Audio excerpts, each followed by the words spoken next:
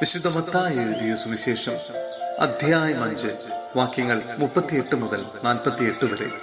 തിന്മയെ നന്മ കൊണ്ട് ജയിക്കുക. കണ്ണിനു പകരം കണ്ണ്, പല്ലിനു പകരം പല്ല് എന്നു പറഞ്ഞിട്ടുള്ളത് നിങ്ങൾ കേട്ടിട്ടുണ്ടല്ലോ. എന്നാൽ ഞാൻ നിങ്ങളോട് പറയുന്നു, ദുഷ്ടനെ എതിർക്കരുത്. വലത്തു കരണത്തടിക്കുന്നവന് മറ്റേ കരണം കൂടി കാണിച്ചു കൊടുക്കുക. നിന്നോട് വ്യവഹരിച്ച് നിന്റെ ഉടുപ്പ് കരസ്ഥമാക്കാൻ ഉദ്യമിക്കുന്നവനെ മേലങ്കി കൂടി കൊടുക്കുക. 1 മൈൽ ദൂരം പോകാൻ നിന്നെ നിർബന്ധിക്കുന്നവനോടുകൂടെ 2 മൈൽ ദൂരം പോകുക. ചോദിക്കുന്നവന് കൊടുക്കുക.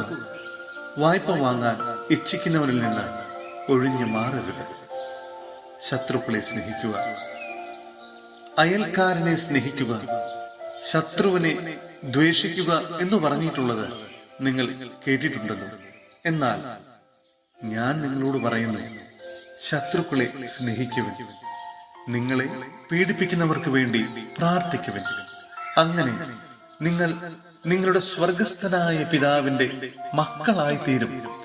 അവിടുന്ന് ശിഷ്ടരുടെയും ദുഷ്ടരുടെയും മേൽ സൂര്യനെ ഉദിപ്പിക്കുകയും നീതിമാന്മാരുടെയും നീതിരഹിതരുടെയും മേൽ മഴ പെയ്യിക്കുകയും ചെയ്യുന്നു. നിങ്ങളെ സ്നേഹിക്കുന്നവരെ നിങ്ങൾ സ്നേഹിച്ചാൽ നിങ്ങൾക്ക് എന്ത് പ്രതിഫലമാണ് ലഭിക്കുക? ചുങ്കക്കാർ പോലും അതുതന്നെ ചെയ്യുന്നില്ലേ? സഹോദരങ്ങളെ മാത്രമേ നിങ്ങൾ അഭിവാദനം ചെയ്യുന്നുള്ളൂവെങ്കിൽ വിശേഷവിധിയായി എന്താണ് നിങ്ങൾ ചെയ്യുന്നത്? വിജാതീയരും അതുതന്നെ ചെയ്യുന്നില്ലേ? അതുകൊണ്ട് നിങ്ങളുടെ സ്വർഗസ്ഥനായ പിതാവ് പരിപൂർണനായിരിക്കുന്നത് പോലെ നിങ്ങളും പരിപൂർണരായിരിക്കുവിൻ. സഹോദരരെ, വിശുദ്ധ പത്രോസ്ലീഹ എഴുതിയ 1-ാം ലേഖനം അധ്യായം 3 വാക്യങ്ങൾ 8 മുതൽ 12 വരെ. സഹോദരരോടുള്ള കടമ. അവസാനമായി നിങ്ങൾ എല്ലാവരും ഹൃദയൈക്യവും അനുകമ്പയും സഹോദര സ്നേഹവും കരുണയും വിനയവും ഉള്ളവരായിരിക്കുവിൻ. തിന്മയ്ക്ക് തിന്മയോ നിന്ദനത്തിന് നിന്ദനമോ പകരം കൊടുക്കാതെ അനുഗ്രഹിക്കുവിൻ.